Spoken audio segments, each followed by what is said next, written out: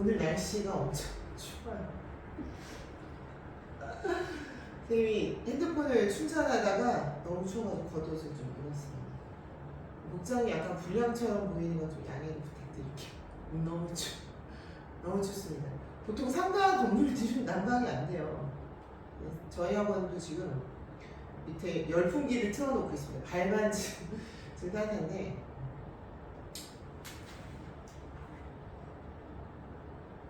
오늘 눈도 엄청 많이 오고 눈은 되게 예쁘게 왔어요. 오늘 1월 26일인데 어젯밤부터 눈이 왔을까요? 오늘 하루 종일 눈이 상당히 예쁘게 지금 운전할 때 기분 좋게 눈이 왔는데 너무 추워요. 뼈가 시립니다. 너무 춥습니다. 자, 오늘의 마지막 강의이기도 한데 2학년 1학기 전기 부분의 마지막 부분입니다. 전류, 전압, 저항의 각각 직렬, 병렬일 때 계산인데 선생님 나름대로 한번 식을 만들어 봤어요. 표를 만들어서 이거는 조금 더 예쁘게 만들어 볼까요? 표를 만들어서 선생님 표에 테두리를 잘 안 그립니다. 선생님이 약간 컨셉이긴 한데 대충 하는 건 아니에요. 이게 상당히 선생님 쓰고 있는 이 판이 이제 웹툰 그리는 사람들 판을 선생님이 갖다가 지금 쓰고 있는데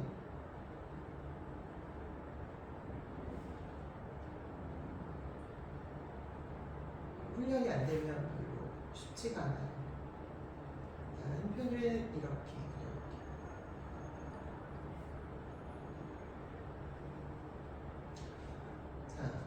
아까 우리가 배웠던 바로 전에 배웠던 세 개. 선생님은 그냥 간단하게 전기의 삼형제 뭐 이렇게 옛날식 표현 삼총사 삼형제 이런 거.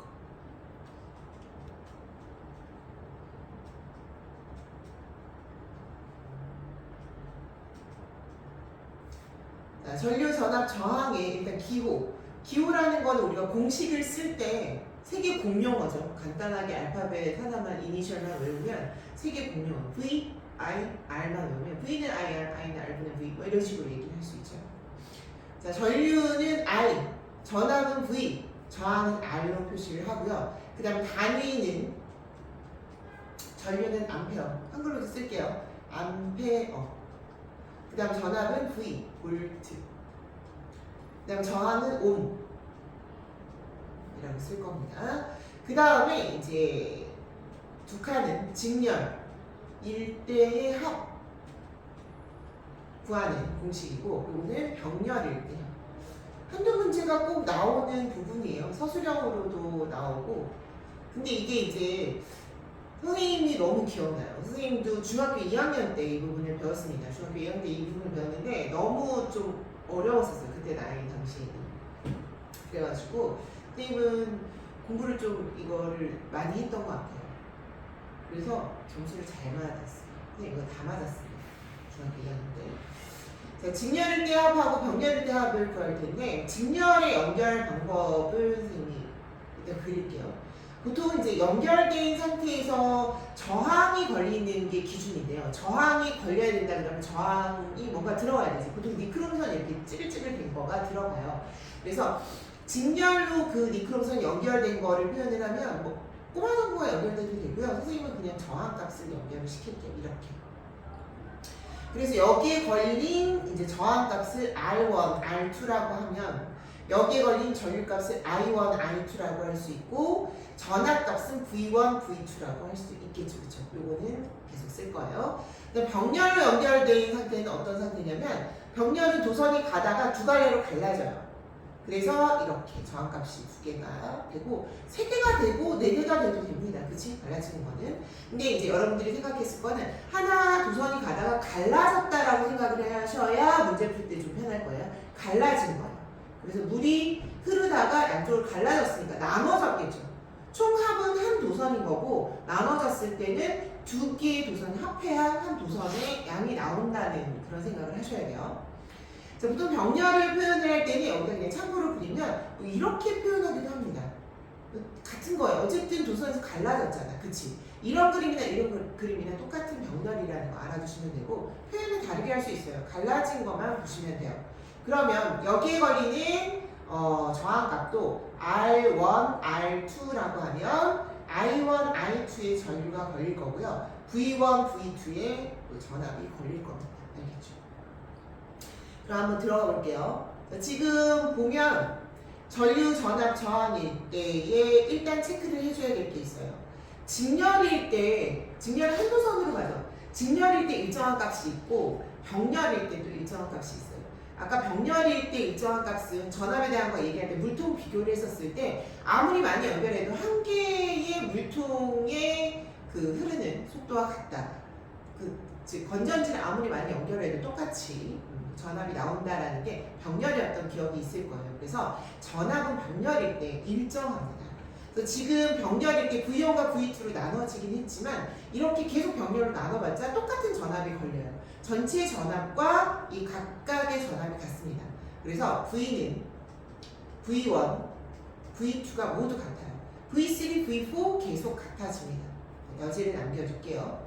그 다음에 또 뭐냐면 전류 같은 경우에는 전류는 직렬일 때 같아요. 직렬일 때 같은 이유는 왜 그러냐면 도선이 나눠지지 않잖아요. 물의 흐름이라고 생각을 하면 파이프가 두 개로 나눠지지 않는 이상은 양이 달라질 이유가 없어요. 한 파이프에 흐르는 전류는 계속 똑같아요. 그래서 I1은 I2는 계속 똑같습니다.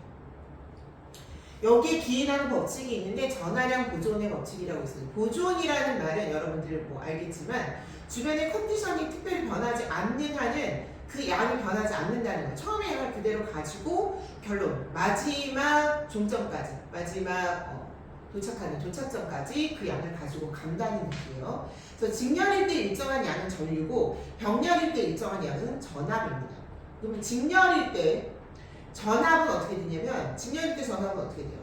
직렬은 수통을 많이 연결하면 연결할수록 높이가 높아지는 결과를 얻어서 높이가 높아지면 그만큼 밑으로 세게 내려온다 그러죠. 올라가는 만큼 높이 내려옵니다. 그래서 V는 각각의 전압을 더해줘야 됩니다. 각각의 전압을 더해준 값이 전체 전압이 되죠.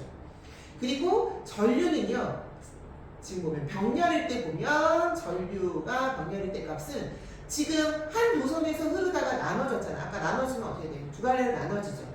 예를 들어 지금 이 그림에서 보면 요 도선에서 3A가 예를 들어 흘렀단 말이야. 나눠지면 3A가 나눠지잖아요. 뭐 1.5, 1.5가 나눠질 수도 있고 1과 2로 나눠질 수도 있어요. 그래서 전류가 나눠져서 흐르기 때문에 나눠지면 전체 전류는 한 도선에 있는 게 전체 전류겠죠. 각각의 도선에 있는 걸 더해줘야 됩니다. 그래서 전체 전류는 병렬로 나눠졌을 때의 전류들을 다 더해준 값이 됩니다. 자, 그 다음에 이제 우리가 저항값을 좀 알아둬야 되는데 저항값을 잘 들으세요.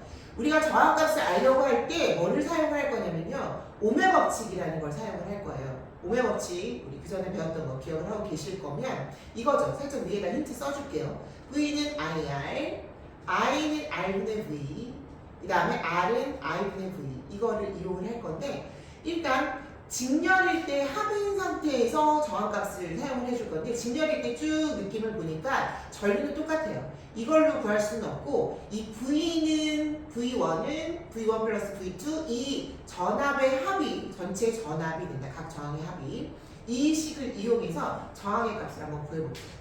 자, 요 식을 저항이 나오도록 바꾸려면 요 1번 공식을 이용으로 V 대신에 IR을 한번 써볼게요. 전체 전압은 IR이죠. 그쵸?